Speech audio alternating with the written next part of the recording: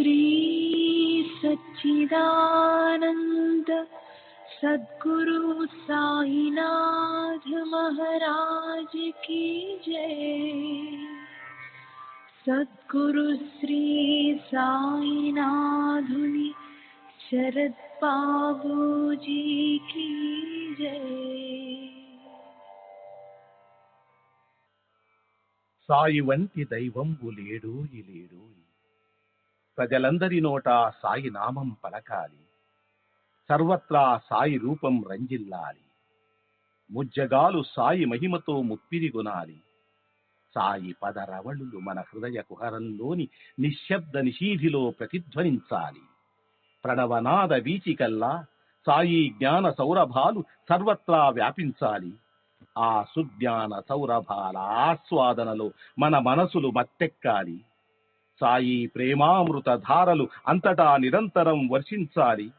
ఆ ప్రేమామృత ధారలలో తడుస్తూ, ఆ జ్ఞాన సౌరభాల మత్తులో ఆనందంగా నర్తిస్తూ సాయి వంటి దైవంబు లేడోయి లేడోయి అని అందరూ ఏకకంఠంతో గానం చేయాలి. అదే నా ఆశ, ఆశయం, ఆకాంక్ష. అదొక మధుర స్వప్నం. ఆ స్వప్న సాఫల్యం కోసం శ్రీ సాయినాథుని అనన్య ప్రేమతో, ఆర్ద్రతతో ప్రార్థించటమే మనం చేయగలిగింది, చేయవలసింది. శ్రీ బాబూజీ.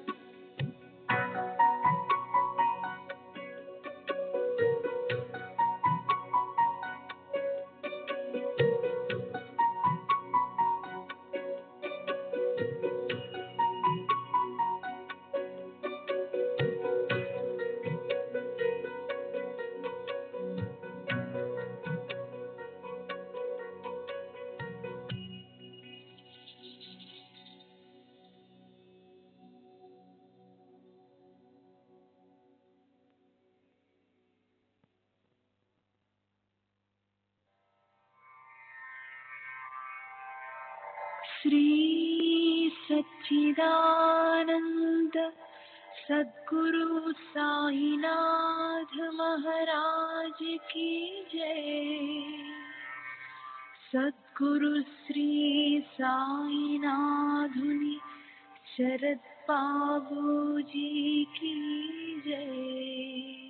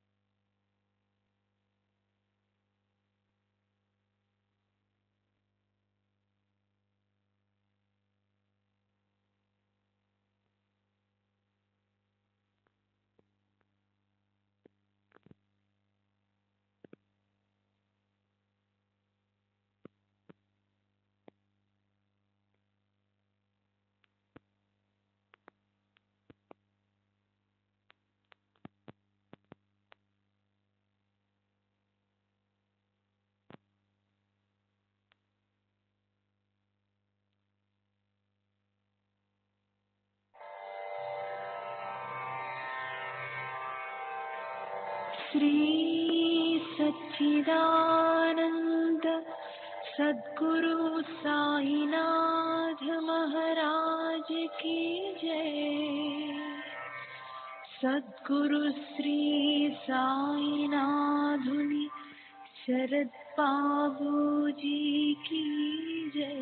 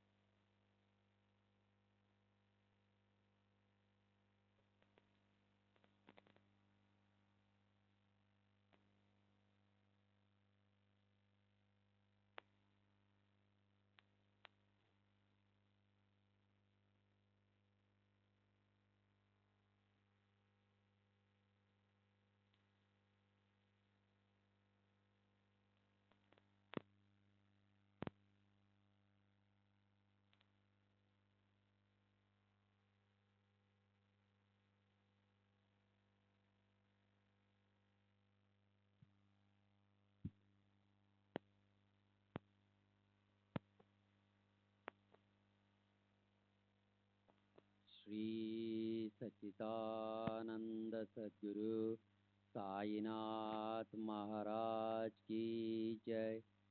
सद्गुरु श्री साईनाथ निशरत बाबूजी की जय। శ్రీ సాయి భక్త అనుభవ సంహిత ఆర్బి పురందరే నిన్నటి తరువాయి.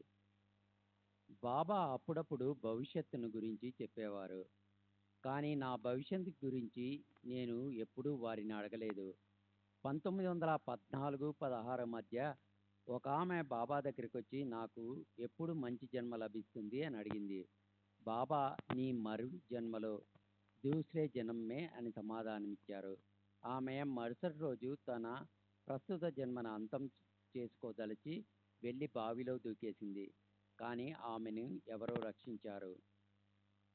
బాబా సశీలుగా ఉన్నప్పుడు ఒకసారి సగన్మేర్ నాయక్ పిలిచి అన్నంలో నెయ్యి కలిపి దానిలో కొంత దునికి సమర్పించి మిగతాది నాకు తీసుకురా అన్నారు.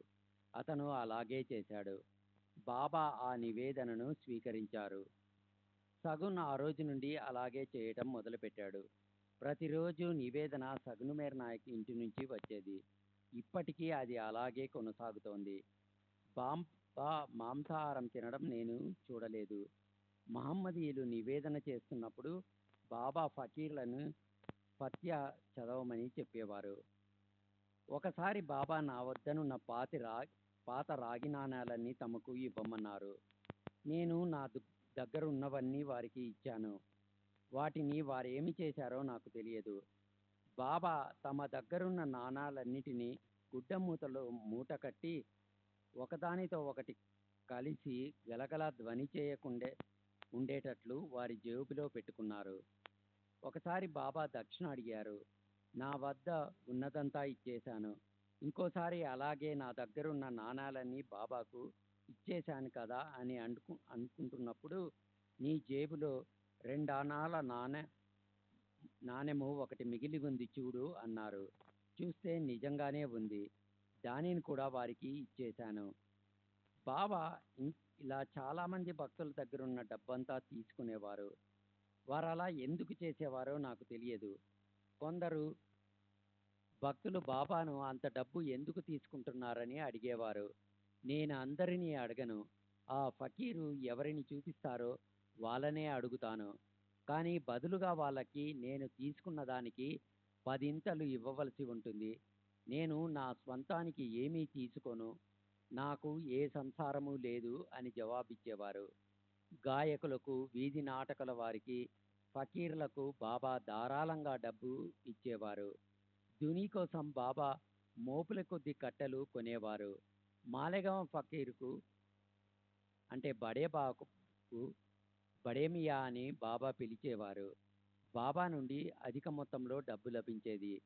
మసీదులో 1909-12 ప్రాంతంలో తులసి బృందావనం ఏర్పాటు చేయబడింది. ఆ కార్యక్రమంలో మేమంతా సహాయపడ్డాము. మసీదు ముందు మండపం 1912లో నిర్మింపబడింది. జిఎస్ కాపాడే సాటేవాడేలో పంచదశిని చదివి భక్తులకు వివరించేవాడు. దీనికి ఉపాసని కూడా హాజరయ్యేవారు. నేను నిరంతరం ఇతర పనులలో నిమగ్నమై ఉండటంతో ఎప్పుడూ అక్కడకు వెళ్ళలేదు. రిటైర్డ్ సబ్ జడ్జి అయిన బల్వంత్ రామచంద్ర నూల్కర్ షిరిడీ వచ్చి అక్కడే నివసించి షిరిడీలోనే నిర్యాణం చెందారు. 1915లో బాబా తీవ్ర ఉబ్బసంతో బాధపడసాగారు. ఆయాసంతో శ్వాస కూడా సరిగా తీసుకోలేకపోయారు. వారు ఆహారం తీసుకోవడం మానివేశారు. నేను బాబా పరిస్థితి చూసి రోదించాను. ఎందుకు ఏడుస్తున్నావు అని బాబా అడిగారు. నేను మిమ్మల్ని ఈ స్థితిలో చూడలేకపోతున్నాను బాబా అన్నాను. భయపడకు, ఈ 2-3 రోజుల్లో నేను కోలుకుంటాను.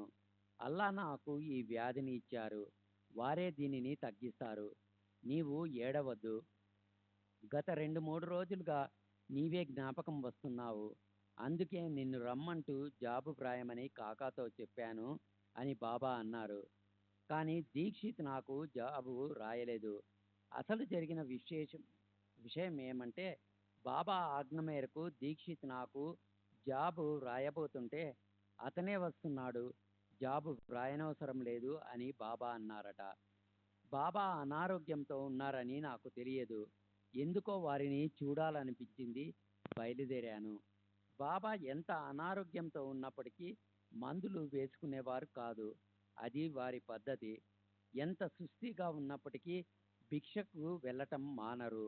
ఒక్కొక్కసారి భక్తుల సహాయంతో నడిచి వెళ్ళి భిక్ష చేసేవారు, కానీ బాబా దానిని తినేవారు కాదు. వారు అనారోగ్యంతో ఉన్న తమ రోజువారీ దినచర్యను ఏమాత్రము మానేవారు కాదు. బాబా అనారోగ్యంగా ఉన్నప్పుడు ఒక భక్తుడు చక్రాల కుర్చీ తెచ్చాడు, కానీ దానిని ఆయన ఏనాడు ఉపయోగించలేదు. శ్రీ సచ్చిదానంద సద్గురు సాయినాథ్ మహారాజ్ కీ జై.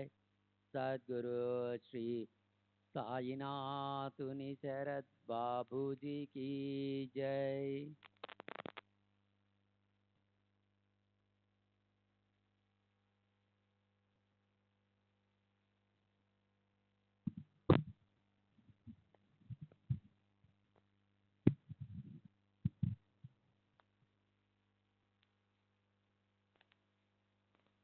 పంతొమ్మిది వందల ఇరవైలో నా భార్య తీవ్ర అనారోగ్యానికి గురై ప్రమాద స్థితికి చేరుకుంది. ఆమె రాబోయే ఉరుసు రామనవమి ఉత్సవాలకు షిరిడి వెళ్ళలేకపోతున్నందుకు బాధపడసాగింది. ఆ రాత్రి బాబా ఆమె కల్లో కనపడి, బాధపడకు, నేను నిన్ను ఉరుసు ఉత్సవానికి తప్పక తీసుకెళ్తాను అని హామీ ఇచ్చారు. మర్నాడు ఉదయం ఆమె కొద్దిగా కోలుకొని ఆ కల విషయం నాతో చెప్పింది. కానీ ఆమె అనారోగ్యంతోనే శ్రీరామనవమి నాడు బాబా బాబా అని బాబా నామాన్ని ఉచ్చరిస్తూ తుదిశ్వాస విడిచింది. ఇక షిరిడీలో శ్రీరామనవమి ఉత్సవాలు ఎలా జరుగుతాయో వివరిస్తాను. ఉదయం 10 గంటలకు జెండాలను గ్రామమంతా ఊరేగించి మసీద్ పైన కడతారు. తర్వాత 12 గంటలకు హిందీలో రామజన్మ కీర్తన పాడటం మొదలవుతుంది. మహమ్మదీయులు కూడా ఖురాన్ చదవటం మొదలుపెట్టి చందనాన్ని గ్రామమంతా ఊరేగింపుగా తీసుకెళ్తారు. ఈ చందనోత్సవంలో హిందువులు చేసే జెండా ఉత్సవంలో మహమ్మదీయులు పాల్గొనేవారు. అందుకే హిందూ ముస్లింల మధ్య విభేదాలు తొలగించి సోదర భావం నెలకొల్పటానికే బాబా జన్మించారని బాబాకు పాడే ఆర్తపాటల్లో హారతి గీతాల్లో కీర్తిస్తారు. యవన స్వరూపి ఏక్య దర్శన స్వతీ దళే సంశయ నిరాశనీయ స్వతైత గలావిలే గోపీ చంద మంద త్వంచి ఉత్తరిలే మోమిని వంశీ జన్మని లోక తారయాలే. బాబా స్నానం చేస్తున్నప్పుడు నేను చూడటం జరిగింది. నాకు తెలిసినంత వరకు వారికి సుంతి చేయలేదు. వారి చెవులు కుట్టబడి ఉన్నాయి. మేఘుడు బాబాను శివుని యొక్క అవతారంగా భావించి ఒంటికాలపై నించుని పూజించేవాడు. బాబా మేఘుని కలలో కనిపించి అతను నివసిస్తున్న సాటేవాడలోని గోడపై త్రిశూలం గీయమని ఆదేశించారు. మేఘుడు అలాగే చేశాడు. మరుసటి రోజు బాబా అతనికి పూజించుకునేందుకు ఒక శివలింగం కూడా ఇచ్చారు. ఆ శివలింగము ఈనాటికి ఉంది. మేఘుడు నాకు ఒక అద్భుత లీల గురించి ఇలా చెప్పాడు. ఒకసారి మేఘుడు బాబాకు గంగా జలంతో స్నానం చేయించదలిచి వారి అనుమతిని కోరాడు. బాబా శరీరానికి శిరసే ప్రధానమని, తమ తలపై కొంచెం నీళ్లు పోసి తలను మాత్రం తడపమని చెప్పారు. అప్పుడు మేఘుడు కోపురగాం వద్ద గోదావరి నుండి కొండతో నీళ్లు తెచ్చి భక్తి పారవస్యంతో బాబా తలపై కుమ్మరించాడు. కానీ అద్భుతం ఏమంటే బాబా తల మాత్రమే తడిచింది. తల క్రింద భాగమంతా అంటే చేతులు, కాళ్ళు, కప్ని ఏమీ తడవలేదు. బాబా 1-2 సార్లు పాటలు పాడగా నేను విన్నాను. భక్తులు పాటలు పాడేటప్పుడు బాబా ప్రసన్నంగా వినేవారు. మేము సాటేవాడలో బాబూసాహెబ్ జోగు నిర్వహిస్తున్న ఏక్నాథ్ భాగవత పారాయణకు హాజరయ్యే వాళ్ళం. అద్భుతమైన విషయం ఏమంటే జోగు పారాయణం చేసే భాగంలో అంతకుముందు మసీదులో బాబా మాతో మాట్లాడిన మాటలు ఉండేవి. మేమంతా ఆశ్చర్యపోయేవాళ్ళం. ఇలాంటి అనుభవం చాలాసార్లు జరిగింది, కానీ నాకు ఆ వివరాలు ఒకటి కూడా గుర్తులేదు. 1936 మే 5వ తేదీన చెప్పిన విషయాలు. బాబా ప్రతిదినము వేకువజామున దుని దగ్గర దక్షిణాభిముఖంగా స్తంభాన్ని ఆనుకొని కూర్చొని ఏదో చేస్తూ ఉండేవారు. ఏం చేస్తుంటారో నాకు తెలీదు. ఆ సమయంలో ఎవరిని వారి వద్దకు రానిచ్చేవారు కాదు. భక్తులు వారికి 50 అడుగుల దూరంలో ఉండేవారు. సేవకులు మాత్రం చిమ్మటం, శుభ్రం చేయటం, దునిలో కట్టెలు వేయటం మొదలైన పనులు చేస్తూ ఉండేవారు. బాబా ఆ సమయంలో యాదేహ వంటి పదాలను ఉచ్చరిస్తూ ఉండేవారు. కానీ అవి దూరంగా ఉన్న మాకు అరుదుగా వినపడేవి. వారు తరచుగా భగవంతుడే యజమాని, రక్షించేవాడు, అల్లా మాలిక్, అల్లా వాలిక్ హై అనేవారు. నేను ఒకసారి షిరిడీ వెళ్ళటానికి నిశ్చయించుకొని ఆఫీస్కి సెలవు పెట్టాను. మా అమ్మకు కూడా చెప్పాను. నేను మరుసటి రోజు సాయంత్రం షిరిడీ బయలుదేరవలసి ఉంది. కానీ ఆ రోజు రాత్రి బాబా నా కలలో కనిపించి షిరిడీ రావద్దు అని చెప్పారు. బాబా అలా ఎందుకు చెప్పారా అని నేను ఆశ్చర్యపోయాను. నేను వారి ఆదేశం మేరకు షిరిడీ వెళ్ళటం మానుకొని ఆఫీస్కి వెళ్ళాను. అకస్మాత్తుగా ఆ మర్నాడు నుండి వర్క్షాప్ కార్మికులందరూ సమ్మె ప్రారంభించారు. ముందు అనుకున్నట్లుగా నేను ఆ రోజు షిరిడీ వెళ్ళి ఉంటే నాకు సమ్మెలో భాగం ఉందని అధికారులు అనుమానించి నాపై చర్య తీసుకునేందుకు అవకాశం ఉండేది. బాబా నన్ను షిరిడీ రాకుండా ఆపి వీటన్నిటి నుండి రక్షించారు. ఇంజనీర్గా పనిచేస్తున్న రఘునాథ్ ముకుంద్ గారి మనవడు యశ్వంతరావు 1911 లేక 1912లోనో గురు పౌర్ణమికు నా వెంట షిరిడీ వచ్చాడు. అప్పుడు షిరిడీలో కల్రా ప్రబలి ఉంది. యశ్వంతరావు నాకన్నా ముందుగా ఊరికి తిరిగి వెళ్ళదలుచుకోలేదు. కానీ అతన్ని ఇంటికి వెళ్ళమని ఆదేశిస్తూ బాబా ఊది ఇచ్చారు. అయినా అతను బయలుదేరదలుచుకోలేదు. బాబా దగ్గర సెలవు తీసుకున్నాడు కనుక వెళ్ళటమే మంచిదని అతనికి నేను చెప్పాను. కానీ అతను షిరిడీలోనే ఉండిపోయాడు. ఆ రాత్రి అతనికి కలరా సోకి మర్నాడు ఉదయము చనిపోయాడు.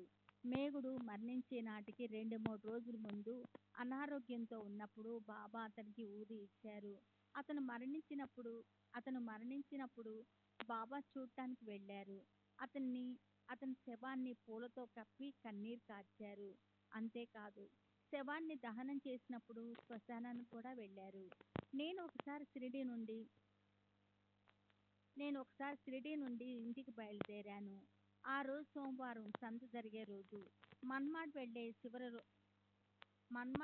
చివరి రైలు కోపర్గాంలో సాయంత్రం 6:30 గంటలకు బయలుదేరుతుంది. కానీ బాబా 4:30 గంటల వరకు వెళ్ళటానికి అనుమతించలేదు. అంతేకాదు, రేగేను నన్ను బయలుదేరమన్నారు.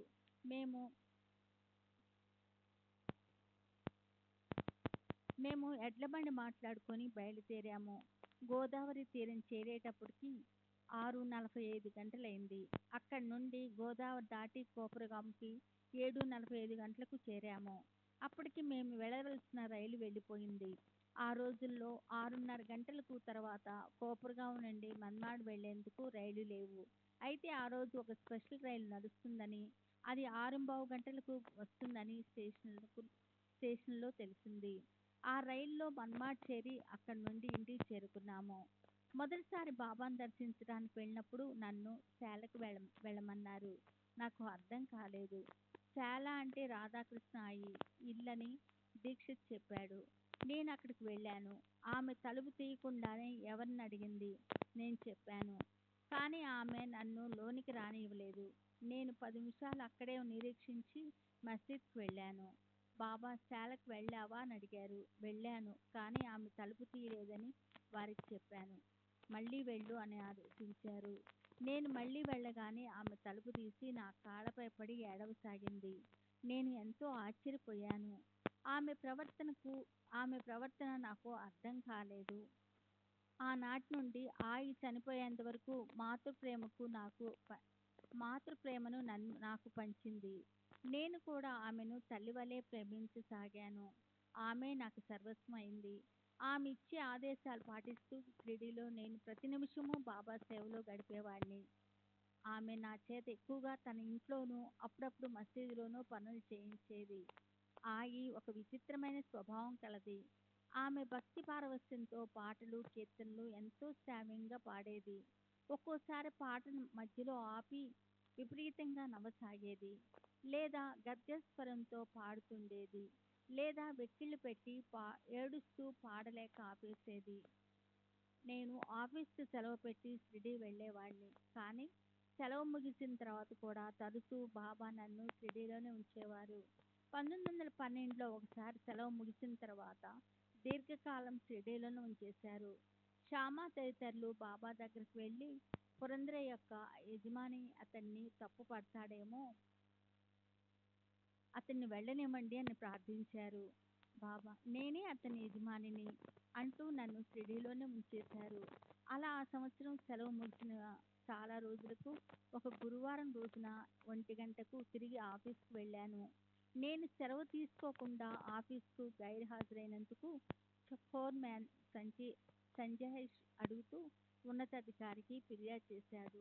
నేనేమీ జవాబు చెప్పకుండా రాజీనామా పత్రాన్ని సమర్పించాను.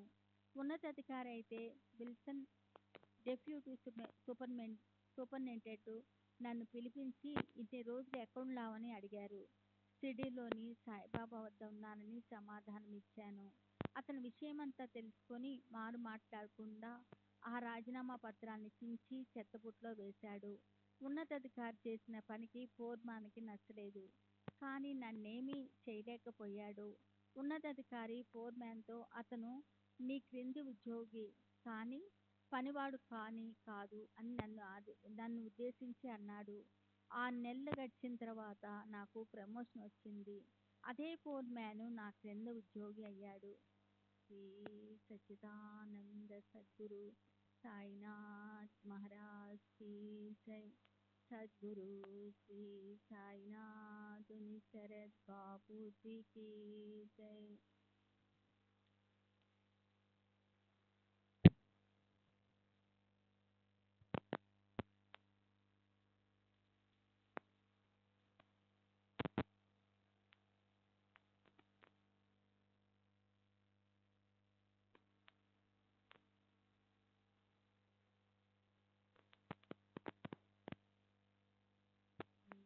సచ్చిదానంద సద్గురు సాయినాథ్ మహారాజ్ కీ జై.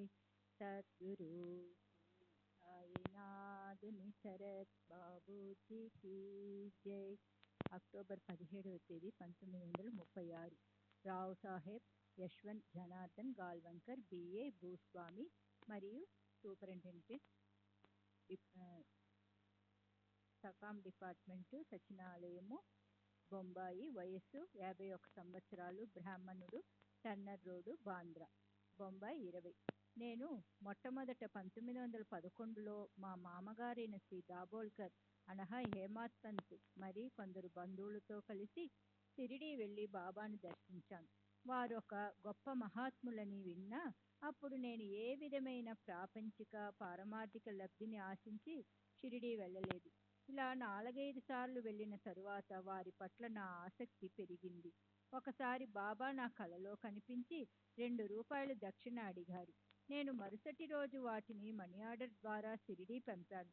వారు కలలో దక్షిణ అడగటమే కాక నీతి నిజాయితీలతో మెలగమని, సచ్చీలత ఇంద్రియ నిగ్రహము కలిగి ఉండమని రెండు విలువైన ఆదేశాలు ఇచ్చారు. నేను ఆ ఆదేశాలను శ్రద్ధ పట్టుదలతో ఆచరించాను. 1917లో అనుకుంటాను బాబాను దర్శించినప్పుడు వారు నా తలపై తమ హస్తాన్ని ఉంచారు. అది నాపై అద్భుతమైన ప్రభావాన్ని చూపింది. నన్ను నా పరిసరాలను మరచి నేను ఆనంద పారవస్యంలో ఉండిపోయాను. వారప్పుడు అక్కడున్న ఇతర భక్తులతో నా గత జన్మ వృత్తాంతాల గురించి వివరించారు. నేను పూర్వజన్మలో నీతి నిజాయితీ గల సచ్చీలుడనని, ఈ జన్మలో నేను పొందిన స్థితులు రూపాలను అనుసరించి బాబానే ప్రస్తుత జన్మలో నన్ను నా తల్లి గర్భంలో ప్రవేశపెట్టారని, ఈ జన్మలో కూడా నేను నీతి నిజాయితీలను నిలబెట్టుకుంటున్నానని బాబా వాళ్లతో చెప్పారు. ఈ విషయమంతా భక్తుల ద్వారా ఆ తరువాత విన్నాను. క్రిస్మస్ మరియు ఇతర సెలవులప్పుడు నేను బాబాను దర్శించడానికి వెళ్ళేవాడిని. బాబా నా సెలవుకు మించి ఎక్కువ రోజులు నన్ను ఎప్పుడూ షిరిడీలో ఉంచలేదు. నాకు బాబాపై భక్తి విశ్వాసాలు ఉన్నాయి. వారు నాకు ఎప్పుడూ అద్వైతము, ఆత్మ సాక్షాత్కారము, ఆధ్యాత్మిక విషయాల గురించి బోధించలేదు. కానీ ఒకసారి షిరిడీ వెళ్ళినప్పుడు నేను ఈ 3.5 మూరల శరీరానికి మాత్రమే పరిమితం కాలేదు. నేను అంతటా ఉన్నాను. ప్రతి చోట నన్ను దర్శించవచ్చు. మీ సాడేతిన్ హర్ దేహమధ్యే నాహి సర్వ్ ఠికాణి ఆహేం సర్వ్ ఠికాణి మలా పాహతా జా అని పలకడం నేను విన్నాను. నేను భగవద్గీత భాగవతంలోని ఏకాదశ స్కందమైన ఏకనాథ భాగవతాన్ని నిత్యం పారాయణ చేసేవాడిని. ఈ గ్రంథాలు పారాయణ చేయమని దీక్షితు జోగులను ఆదేశించినట్లుగా బాబా నన్ను ఆదేశించలేదు. కానీ శ్రీ సాయిబాబా ఇచ్చిన స్ఫూర్తితోనే నేను ఈ పారాయణ చేస్తున్నానని నా నమ్మకం.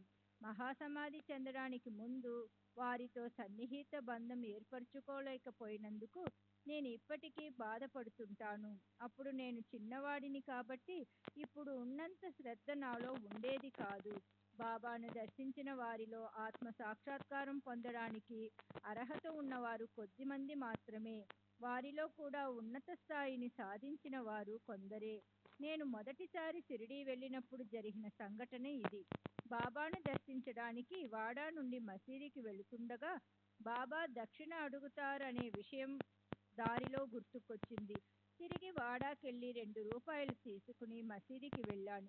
బాబాను దర్శించినప్పుడు వారు దక్షిణ అడిగారు. నేను 2 రూపాయలు సమర్పించాను. వారు అంతకు మించి దక్షిణ అడగలేదు. నేను సమర్పించదలచిన 2 రూపాయలు మాత్రమే తీసుకున్నారు. వారి అంతర్యామిత్వానికి ముగ్ధుడనయ్యాను. బాబా నాకు ప్రసాదించిన దానితో నేను సంతృప్తిగా జీవితం కొనసాగిస్తున్నాను. సాయి రఖేంగా వైసాహి రహేనా. 1921లో అనుకుంటాను. నేను నా కుటుంబంతో కాశీ ప్రయాగ యాత్రలకు బయలుదేరాను. మేము ప్రయాగలో ఒక గైడుని ఏర్పాటు చేసుకున్నాము. అతను ప్రయాగలో ఉన్న పవిత్ర ప్రదేశాలన్నింటినీ చూపించాడు. మేము భరద్వాజ ఆశ్రమంలో ఉన్నప్పుడు అక్కడి వాతావరణం నన్ను ఎంతో ప్రభావితం చేసింది. మాకు ఎవరైనా సత్పురుషుని దర్శనం లభించేటట్లు చేయమని బాబాను ప్రార్థించాను. మహాత్ములు ఎవరైనా అక్కడ ఉంటే వారి దగ్గరకు తీసుకెళ్లమని గైడుతో చెప్పాను. మేము భరద్వాజ ఆశ్రమం విడిచిన 4-5 నిమిషాలకు మా గైడు టాంగాను ఒకచోట ఆపి అక్కడున్న గొప్ప మహాత్ముని చూపించాడు. వారి గడ్డం ఛాతీ క్రింద వరకు పెరిగి ఉంది. వారు ఎన్నో సంవత్సరాలకు ఒకసారి ప్రయాగకు వస్తుంటారని, వారి మహత్యం గురించి అక్కడ అందరికీ తెలుసని గైడు చెప్పాడు. వారు ఎవరిని దగ్గరకు రానివ్వరని, ఎవరి వద్ద నుండి డబ్బు పుచ్చుకోరని కూడా చెప్పాడు. బాబాను ప్రార్థించిన కొద్ది నిమిషాలకే ఈ మహాత్ముడు కనపడినందువల్ల నా హృదయం ఉప్పొంగింది. గైడు వెళ్ళవద్దని చెబుతున్నా నేను వారిని సమీపించి నమస్కరించాను. వారు కోపగించుకోకుండా ఆశీర్వాదపూర్వకంగా చేతులు పైకెత్తి రాబిడ్డ అంటూ ఆహ్వానించారు. గైడు వారిస్తున్నా వినకుండా నా భార్య, తల్లి, మిగిలిన వారందరూ కూడా వచ్చి వారికి నమస్కరించి ఆశీస్సులు అందుకున్నారు.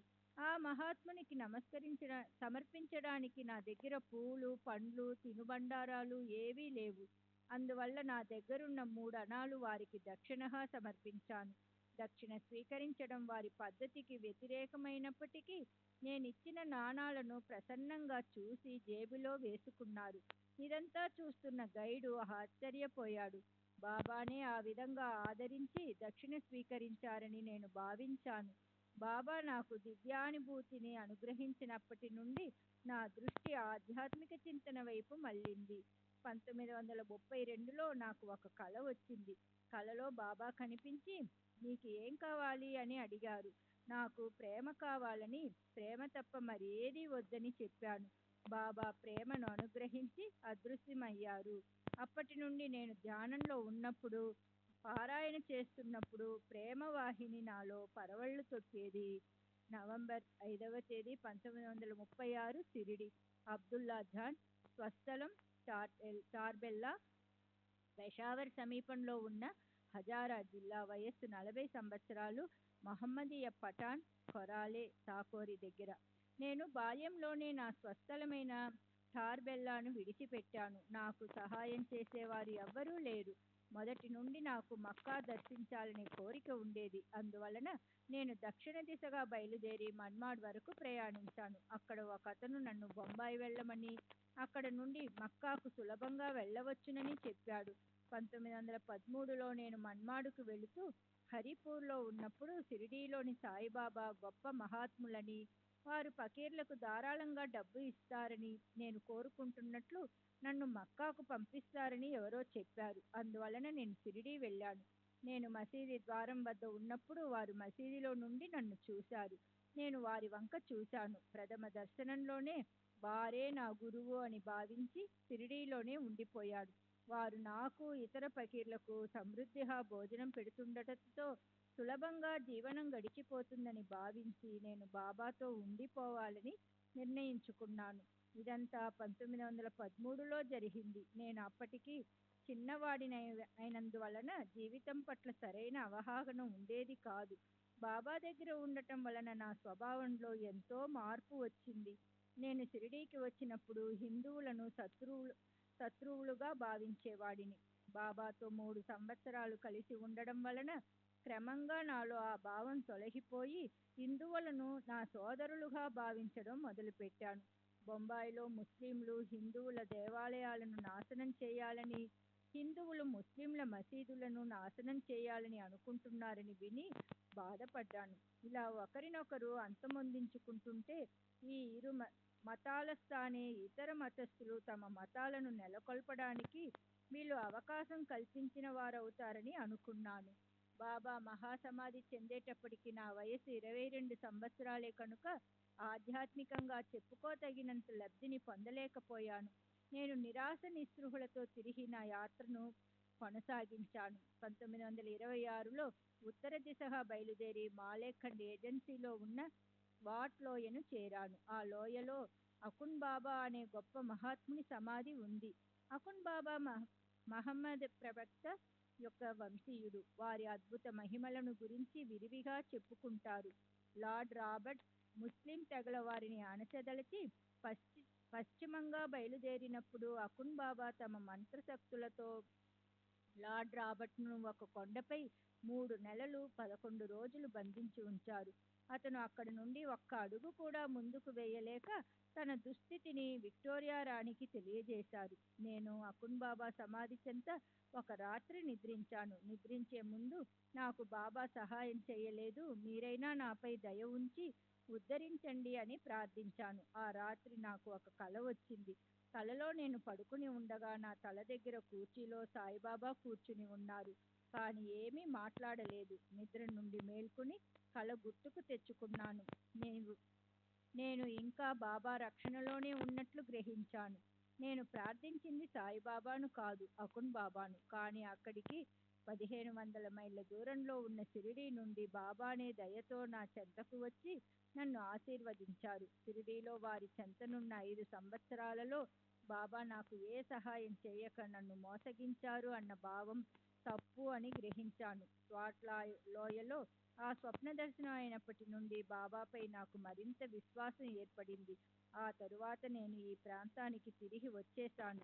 నాకు వివాహమైన తరువాత 1924 నుండి నేను నా కుటుంబంతో కొరాలేలో ఉంటున్నాను. బాబా 2-3 సంవత్సరాలకు ఒకసారి నాకు దర్శనం ఇస్తుంటారు. శ్రీ సచిదానంద సద్గురు సాయినాథ్ మహారాజ్ కీ జై. సద్గురు శ్రీ సాయినాథ్ నిసరత్ బాబూజీ కీ జై.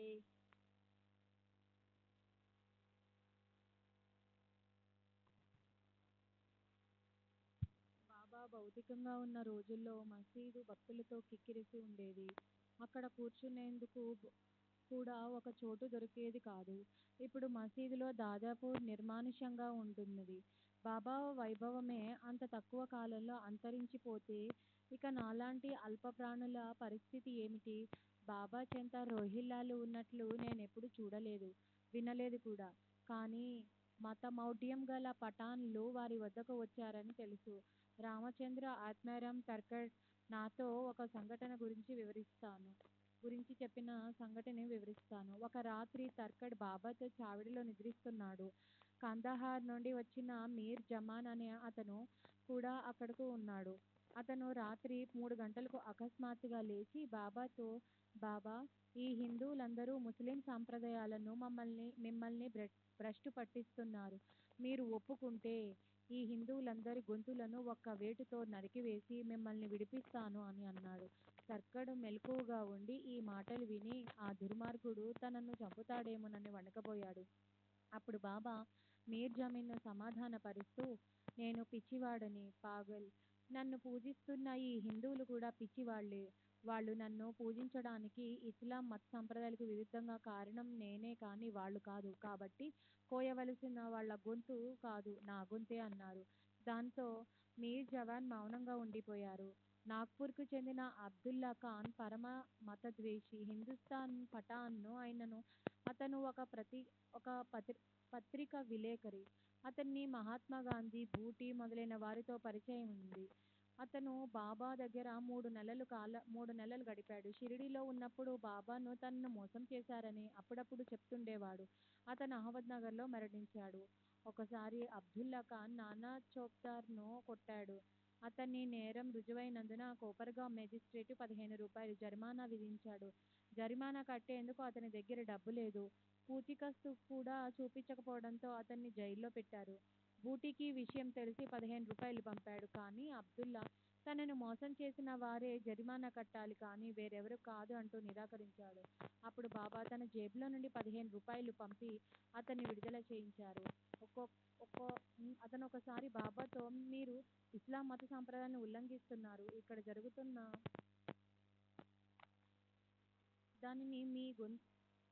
జరుగుతున్న దానికి మీ గొంతు కొయ్యాలి అన్నారు. దీనికి బాబా నవ్వారు. అతని తర్వాత బాబాను క్షమాపణ కోరాడు. దానికి కూడా బాబా నవ్వారు. బాబా శరీరులుగా ఉన్నప్పుడు ఒక భక్తుడు, బాబా, మీరు సమాధి చెందిన తర్వాత మీ ప్రభావం మీతోనే అంతరించిపోతుందేమో అనే సందేహం వ్యక్తం చేశాడు. అప్పుడు బాబా, సమాధి నుండే కర్రలతో కొడతాను అనడం నేను విన్నాను. అంటే తన భౌతిక శరీరం లేనంత మాత్రాన తన ప్రభావము, కర్తవ్య నిర్వహణం ఆగిపోదు అని అర్థము. అక్టోబర్ 20వ తేదీ 1936 చక్రనారాయణ, పోలీస్ డిప్యూటీ సూపరింటెండెంట్కు రీడర్, వయసు సుమారు 50 సంవత్సరాలు, క్రైస్తవుడు, థానా. 1918లో బాబా సమాధి చెందినప్పుడు నేను కోపర్గాంలో ఫౌజ్దారీగా సబ్ ఇన్స్పెక్టర్గా పనిచేస్తున్నాను. మొదట్లో నేను బాబాను విశ్వసించేవాడిని కాదు. బాబా ఆదాయ వ్యవహారాలు పరిశీలించేందుకు ప్రభుత్వం వారు నన్ను నియమించారు. మొదట్లో బాబాను అనుమాన దృష్టితో పరిశీలించినప్పటికీ క్రమంగా నాకు వారిపై ఎంతో గౌరవభావం ఏర్పడింది.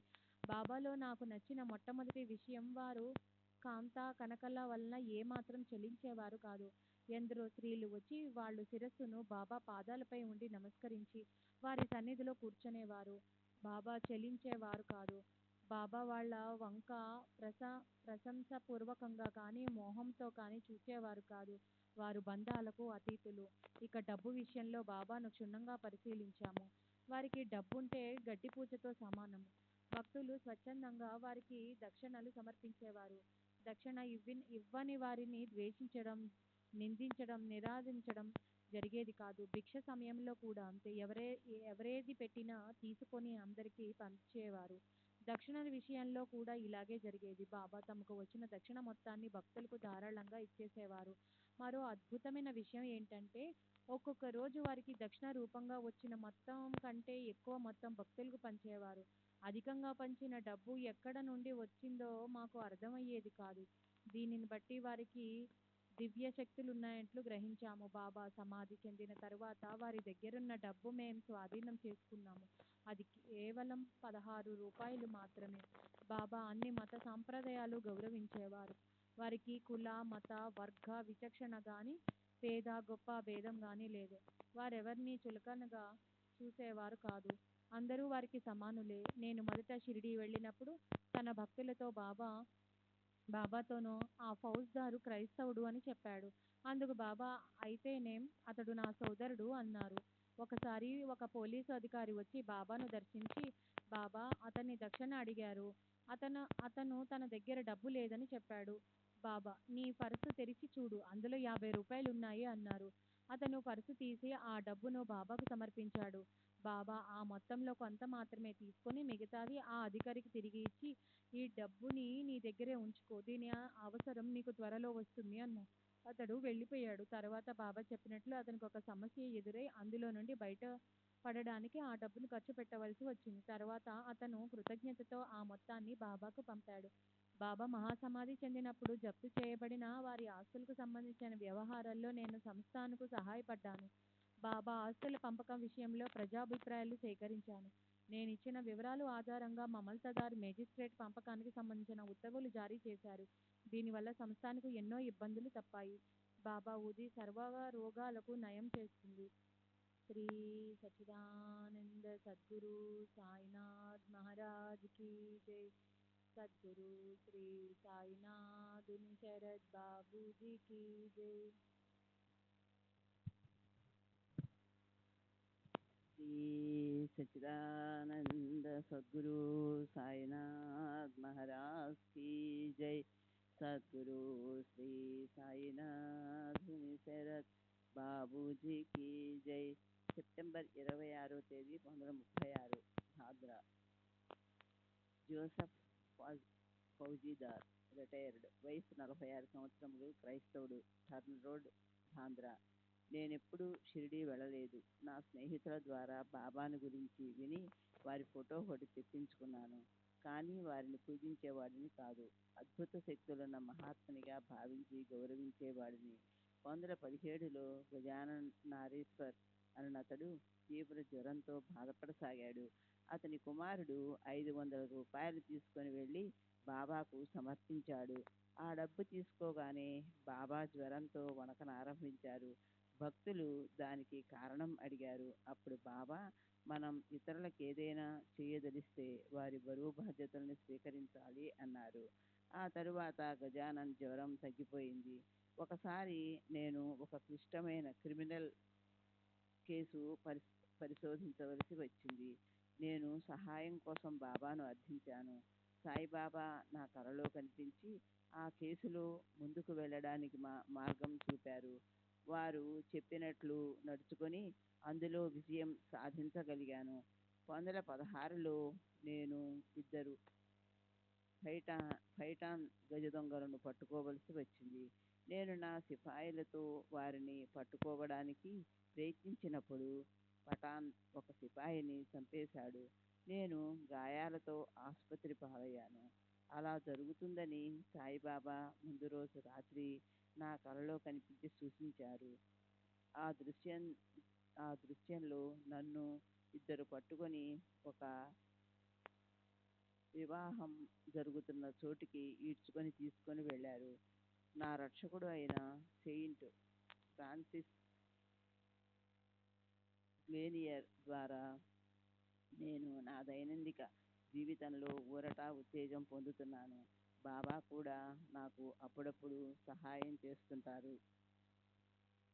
డిసెంబర్ 15వ తేదీ 1936 దాదాజీ గోపీనాథ్ జోషి, రామ్ మారుతి రోడ్, బాదర్.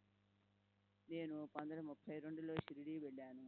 7 ఏళ్ల వయసున్న నా కుమారునికి తీవ్రంగా జ్వరము, మసూచి వచ్చాయి. నేను వాడికి బాబా ఊది తీర్థం ఇస్తూ వచ్చాను. మందులేమీ వాడకుండానే మా అబ్బాయికి ఆరోగ్యం చేకూరింది. వాడికి నయమైతే షిరిడీ తీసుకొని వస్తానని మొక్కుకున్నాను. కానీ మొక్కు విషయం చాలా కాలం వరకు మర్చిపోయాను. తరువాత వాడికి మూర్ఛ రోగం వచ్చింది. అప్పుడు నాకు మొక్కు విషయం గుర్తొచ్చింది. దానిని మరచినందుకు క్షమించమని, పిల్లవాడికి నయమైతే ఈసారి తప్పక షిరిడీ తీసుకొచ్చి అభిషేకం మొదలైన పూజలన్నీ జరిపిస్తానని మరల బాబాకు మొక్కుకున్నాను. అబ్బాయికి నయమైంది. వెంటనే 1932లో వాడిని షిరిడీ తీసుకొని వెళ్ళాము.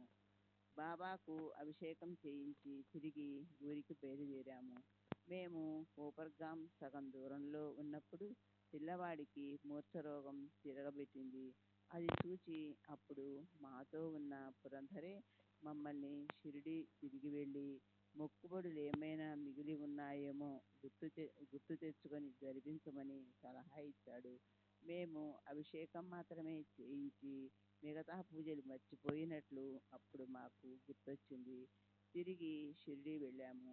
మూర్ఛ వల్ల సగం స్పృహ కోల్పోయిన పిల్లవాడు షిరిడీ చేరిన వెంటనే పూర్తి స్పృహలోకి వచ్చి బాబా సమాధి ఎక్కి ఆడుకుంటూ కేరింతలు కొట్టసాగాడు. మేము మిగిలిన పూజలన్నీ జరిపించి తిరిగి వచ్చాము. మాకు ఎలాంటి ఇబ్బందులు ఎదురు కాలేదు. 1933లో మేము మరలా షిరిడీ బయలుదేరాము. దారిలో కోపర్గాం వద్ద గోదావరి నది చేరాము. అక్కడున్న వారు ఆ సమయంలో నది దాటవద్దని దాట దాటవ దాటవచ్చని చెప్పడంతో మా అబ్బాయిని ఎత్తుకొని నేను నా భార్య నదిలోకి దిగాము. కానీ నది మధ్యలోనికి వెళ్ళేసరికి ప్రవాహ వేగం ఎక్కువగా ఉండి నా కళ్ళు తిరగసాగాయి. మేమిక కొట్టుకొని పోవడం ఖాయమనిపించింది. అప్పుడు నేను కళ్ళు మూసుకొని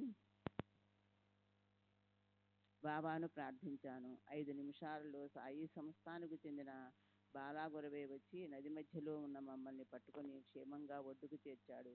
నా కుమారుని పుట్టు వెంట్రుకలను కాశీలో చేయించాలని తలపెట్టాము. అదే సమయంలో షిరిడీలో బాబాకు అభిషేకం చేయించదలిచాము. 2 కార్యక్రమాలు ఒకేసారి జరగాలని మా అభిప్రాయం. కానీ షిరిడీలో ఉన్న నానూ పూజారికి బాబాకు అభిషేకం చేయించమని సందేశం పంపటం మర్చిపోయాము. మేము కాశీలో కార్యక్రమం పూర్తి చేసుకుని గయకు వెళ్ళాం. గయావాలా ఇంట్లో దిగాం. అక్కడ మా అబ్బాయికి మరల మూర్ఛ వచ్చింది. అప్పుడు మాకు షిరిడీలో అభిషేకం జరగవలసిందనే విషయం గుర్తుకొచ్చింది. వెంటనే మేము మరిచిన మొక్కు చెల్లించేందుకు, ఒకటి మర్చిపోయినందుకు ప్రాశ్చిత్తంగా, మరొకటి మొత్తం 2 అభిషేకాలు జరిపించమని నానూ పూజారికి సందేశం పంపించాము. ఆ తర్వాత పిల్లవాడు కోలుకున్నాడు. మా తదుపరి ప్రయాణం క్షేమంగా సాగింది. 1934లో నా కుమారుడు జ్వరంతో బాధపడసాగాడు. ఇది ఎలాంటి జ్వరమో ఎవరూ కనిపెట్టలేకపోయారు. నేను బాబా ఊదీ తీర్థం ఇచ్చాను. పిల్లవాడికి జ్వరం తగ్గిపోయింది. 1936లో వాడి కాలి బొటనవేలు విపరీతంగా వాచింది. డాక్టర్లు ఆ వేలును కోసివేయాల్సి ఉంటుందని చెప్పారు. కానీ ఊదీ వాడడం వల్లనే వాడికి నయమైంది. ఈ విధంగా నేను బాబానే నమ్ముకొని వారి ఆశీస్సులతో క్షేమంగా ఉన్నాను. శ్రీ సచ్చిదానంద సద్గురు సాయినాథ్ మహారాజ్ కీ జై.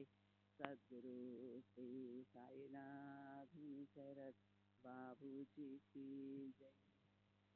శ్రీ సచ్చిదానంద సద్గురు సాయినాథ్ మహారాజ్ కీ జై.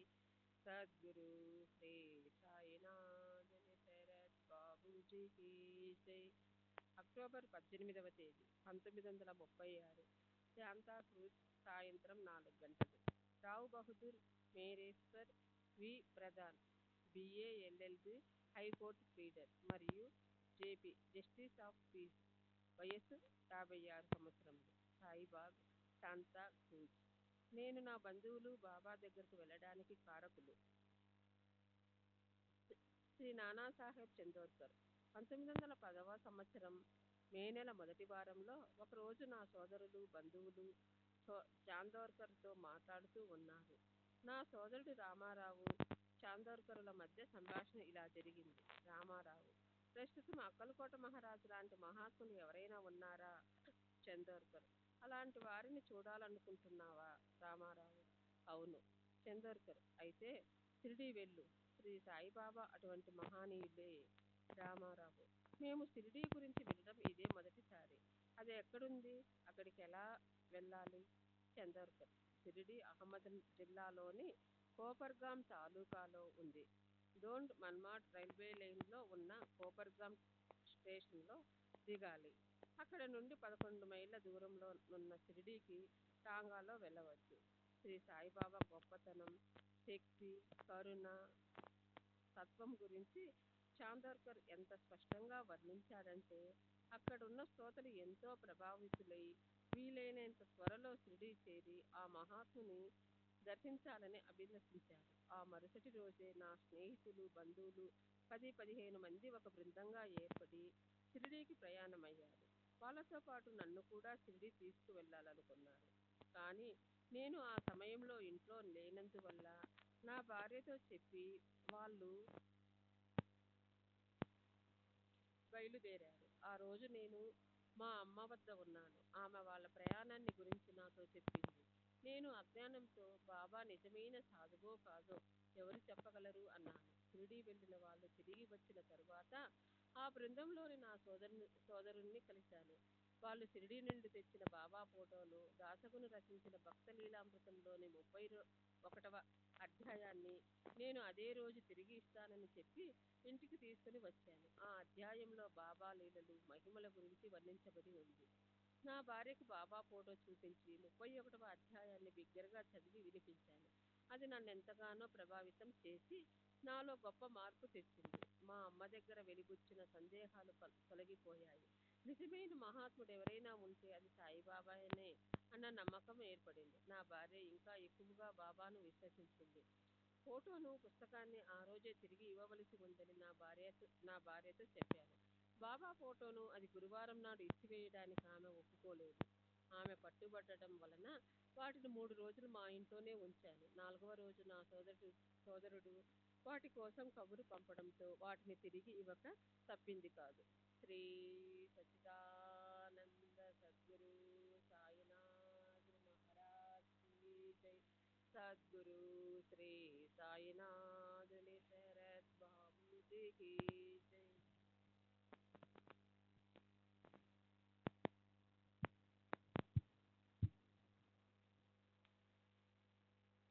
ఆ తరువాత మేము బాబాను దర్శించడానికి తప్పించిపోసాగాము.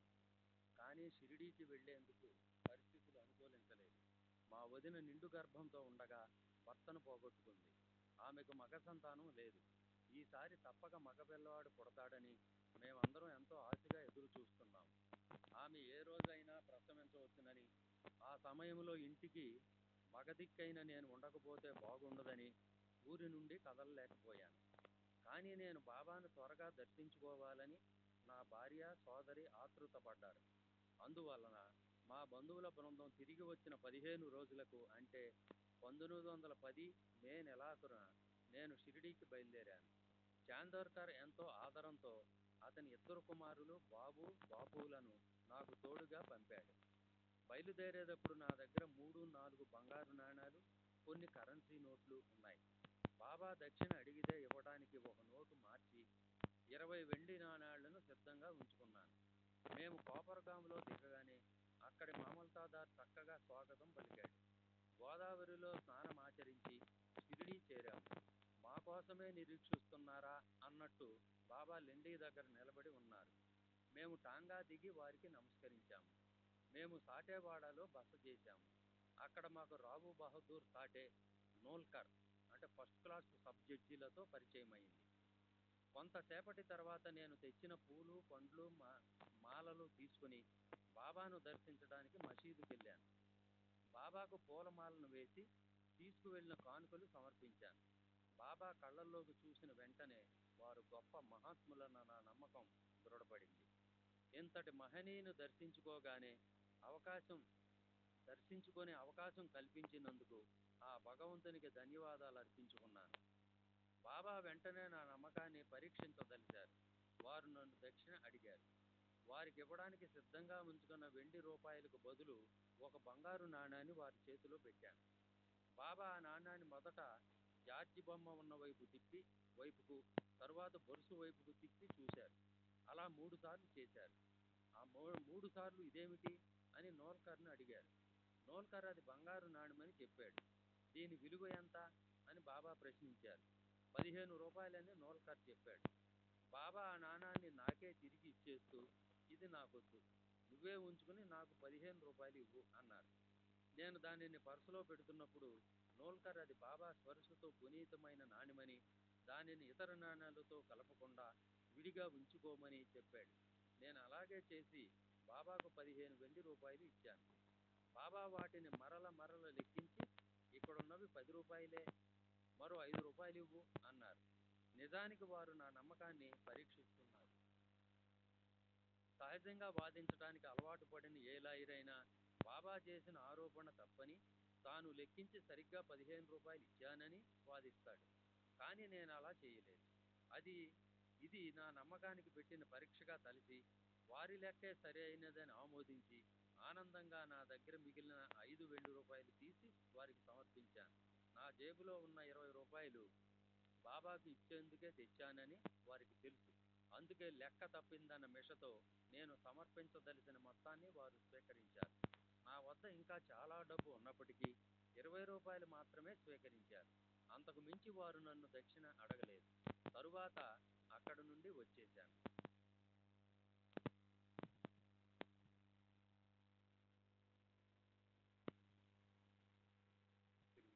सच्चिदानंद सद्गुरु साईनाथ महाराज की सद्गुरु श्री साईनाथ शरद बाबू जी की जय. నేను మరలా మసీదుకు వెళ్ళేటప్పటికీ బాబా తమ చుట్టూ చేరిన భక్తులందరికీ ఊది ఇస్తున్నారు. దూరంగా నిలబడి ఉన్న నన్ను చూసి దగ్గరికి రమ్మని సైగ చేసి, బాబు అప్పటి నుండి నన్ను ఎప్పుడూ అలాగే పిలిచేవారు. 2-3 రోజులలో అంతా బాగైపోతుంది అని ఊది ఇచ్చారు. ఊది తీసుకుని బయటికి వెళ్ళిపోయాను. బాబా నాపై ప్రత్యేకంగా చూపిన ఆదరాభిమానాలకు నూల్కర్, శ్రీమతి జోగ్ మొదలైన భక్తులందరూ ఆశ్చర్యపోయారు. నూల్కర్ ఆనందంతో నన్ను ఆలింగనం చేసుకున్నాడు. ఐశ్వర్యాన్ని, బంగారాన్ని, కుటుంబ హోదాను బాబా ఏమాత్రం లెక్క చేయరన్న విషయం అందరికీ తెలుసు. కనుక బాబా ప్రత్యేకాభిమానం పొందడానికి నేను ఏ సద్గ్రంథాలను పారాయణ చేశానో తెలుపమని శ్రీమతి జోగ్ అడిగింది. నేను చేసిన సద్గ్రంథాల అధ్యయనం, పారాయణ ఏమీ లేదని వినమ్రంగా జవాబిచ్చాను. మరుసటి రోజు ఇంటికి బయలుదేరాలనుకుని బాబాను అనుమతి కోరాను. బాబా తమదైన ప్రత్యేక రీతిలో రేపు వెళ్ళు అంటూ అనుమతి నిరాకరించారు. ప్రతిరోజు ఆ విధంగానే చెబుతూ 8 రోజులు నన్ను షిరిడీలో ఉంచేశారు. నేను మరుసటి రోజు బాబాకు ప్రత్యేకంగా విందు ఇవ్వదలిచి విందులో ఏ పదార్థాలు ఉండాలో, ఎవరెవరిని ఆహ్వానించాలో తెలుపమని బాబాను ప్రార్థించాను. ప్రత్యేకించి విందుకు బొబ్బట్లు, ఖురాన్ పోలీలను తయారు చేయించమని తమకు అభిమానపాత్రుడైన బాబును ఆహ్వానించమని బాబా చెప్పారు. బాబు దాదా కేల్కర్ సోదరుని కుమారుడు. నేను బాబాను ఆహ్వానించక ముందే నేను కూడా వస్తాను, మీహి ఏ ఈన్ అని బాబా అన్నారు. మరుసటి రోజు విందు బాబా చెప్పిన ప్రకారమే ఏర్పాటు చేశాను. బాబును, ఇతర భక్తులను ఆహ్వానించాను. వాళ్ళందరూ వచ్చి కూర్చున్న తరువాత పళ్ళాల్లో పదార్థాలన్నీ వడ్డించబడ్డాయి. బాబాకు ప్రత్యేకంగా ఒక పళ్ళెంలో వడ్డించాము. ఇంతలో ఒక కాకి వచ్చి బాబా ప్లేట్లోని ఖురాన్ పోలీని ఎత్తుకుపోయింది. ఆ రూపంలో బాబానే వచ్చి విందు ఆరగించారని భక్తులందరూ సంతోషంతో జయ జయ ధ్వానాలు చేశారు. ఆ రోజు మధ్యాహ్నం బాబా తమ శరీర పార్శ్వ భాగాన్ని చూపిస్తూ, ఈ భాగమంతా విపరీతంగా నొప్పి పుడుతుంది, కానీ 3-4 రోజుల్లో తగ్గిపోతుంది అన్నారు. బాబా చూడడానికి ఆరోగ్యంగానే ఉండడం వలన పై మాటల ద్వారా వారు చెప్పదలుచుకున్నదేమిటో అర్థం చేసుకోవడం మా శక్తికి మించిన పని. ఒక గురువారం నాడు పెద్ద ఎత్తున అన్న సంతర్పణ చేసేందుకు బాబా హండీ పెట్టి వంట చేస్తున్నారు. వారు భక్తులందరినీ మసీదు నుండి తరిమివేసి ఒంటరిగా హండీ దగ్గర ఉన్నారు. ఆ సమయంలో నేను, చాందోర్కర్ కుమారులిద్దరూ మసీదులోనికి వెళ్తుంటే చూస్తున్న వారందరూ ఆశ్చర్యపడ్డారు. అయితే బాబా మమ్మల్ని కోప్పడకపోగా సాదరంగా ఆహ్వానించారు. బాబా మాకు ప్రత్యేక దర్శనం ఇవ్వడానికే భక్తులందరినీ బయటికి పంపించి వేసినట్టున్నారు. తరువాత వారేదో చిన్నగా పాడుతున్నట్లు అనిపించింది. వారు ఆ పాటను 3వసారి పాడుతున్నప్పుడు కాయారే అపాల కాయాహు మానవే శ్రీరామ జయరామ జయ జయ రామ అని వినిపించింది. ఆ పదాలు వినగానే ఉద్వేగానికి లోనయ్యాను. బాబా పాదాలపైన శిరస్సు నుంచాను. నా కళ్ళల్లో ఆనంద బాష్పాలు పెళ్ళుబీకాయి. బాబా పలికిన పలుకులే మా కులగురువైన హరిబువ నాకు ఉపదేశించిన మంత్రం. హరిబువ తాతగారైన ఆత్మారాంబువ మా ముత్తాతగారి గురువు. వీరి పూజ కొరకు బొంబాయి ఠాకూర్ ద్వార్లో ఒక దేవాలయం నిర్మించబడింది. ఈ విధంగా గురువు ఉపదేశించిన మంత్రం పట్ల బాబా నాలో శ్రద్ధను, గౌరవాన్ని పునరుద్ధరించారు. నేను అడగకపోయినా నా ఆధ్యాత్మిక లబ్ధికై ఎంతో శ్రద్ధ కనపరచడం చూసి అశ్రు నయనాలతో బాబాకు కృతజ్ఞతలు సమర్పించడం కన్నా నేను చేయగలిగింది ఏమీ లేదు. తరువాత బాబా హండీ దగ్గర నిలబడి ఉడుకుతున్న వంటకాన్ని సమంగా కలిసేలా గెరిటతో కాక తమ చేతితో కలియబెట్టారు. అది చూసి నేను ఆశ్చర్యపోయాను. చేతితో కలియబెట్టినప్పటికీ బాబా చెయ్యి కాలలేదు, బొబ్బలెక్కలేదు. అకస్మాత్తుగా మధ్యాహ్నం బాబా మా ముగ్గురిని, నేను, చాందోర్కర్ కుమారులు బాబు లెండికి తీసుకెళ్లారు. అది సాధారణంగా వారు లెండికి వెళ్ళే సమయం కాదు. అక్కడ బాబా కొన్ని గుంటలు త్రవ్వి నా చేతికి కొన్ని మొక్కజొన్న విత్తనాలిచ్చి ఆ గుంటలలో పెట్టించి వాటిపై మట్టి కప్పి నీళ్లు పోయమన్నారు. తరువాత మేము మసీదుకు తిరిగి వచ్చాము. ఆ లెండి తోటని 7-8 సంవత్సరాల తరువాత బాబా సమాధి చెందిన వెంటనే నేను కొన్నాను.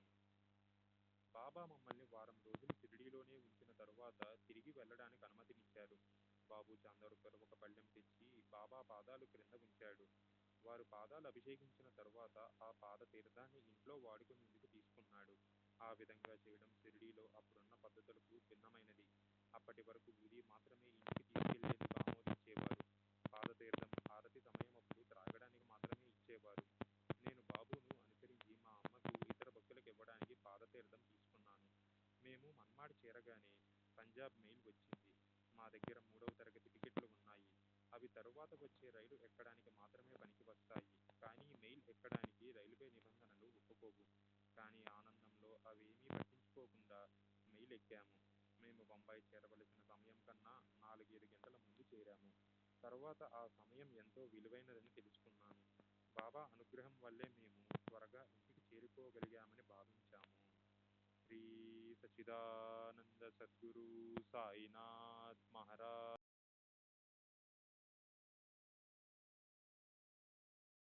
బాబూజీ की जय.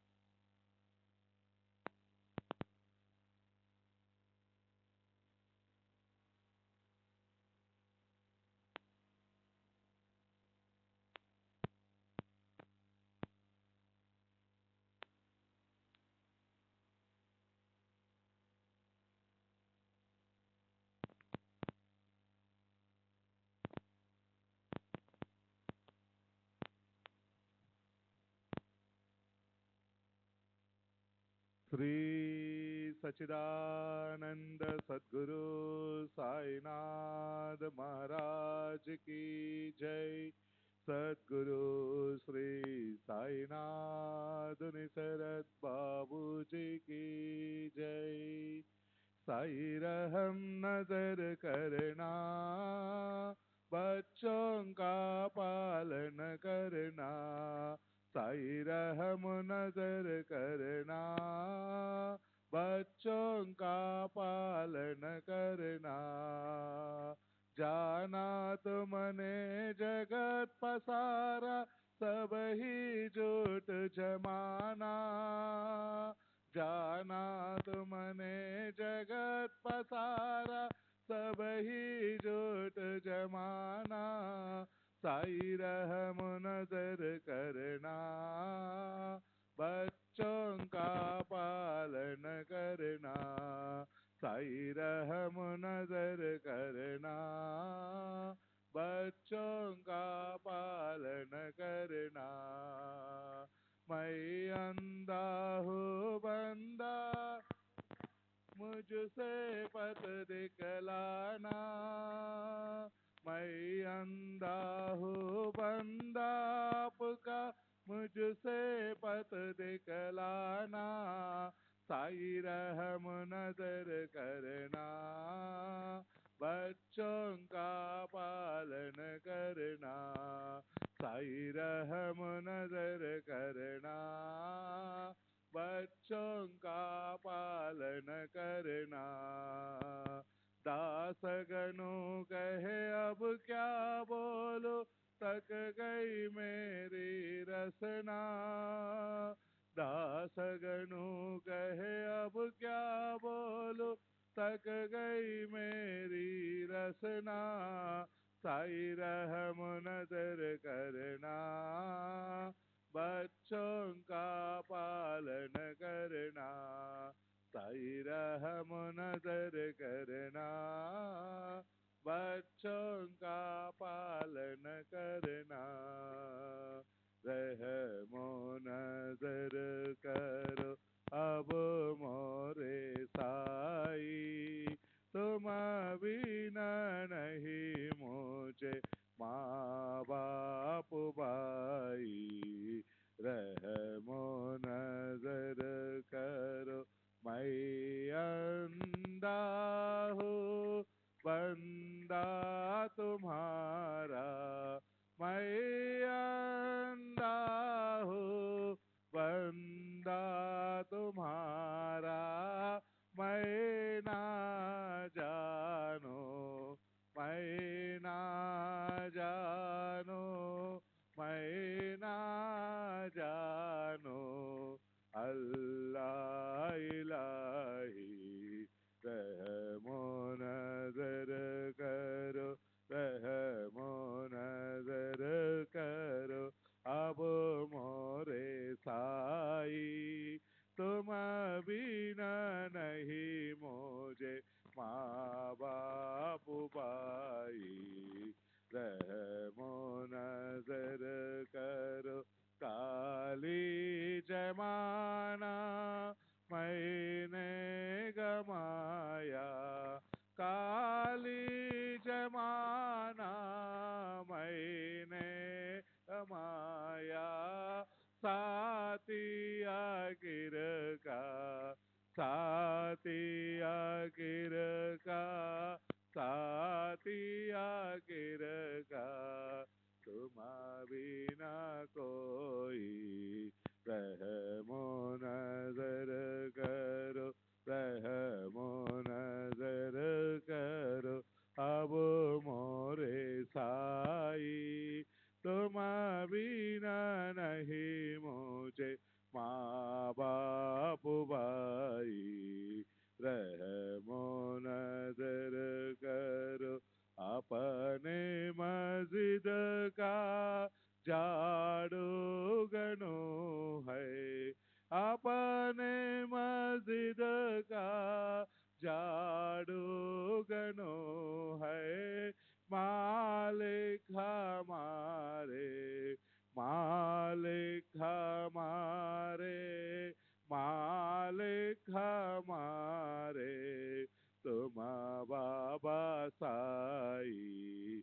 रहमो नजर करो, रहमो नजर करो अब मोरे साई, तुम बिना नहीं मुझे माँ बाप भाई। रहमो नजर करो। श्री सच्चिदानंद सद्गुरु साईनाथ महाराज की जय। सद्गुरु श्री साईनाथ निसरत बाबू जी की जय।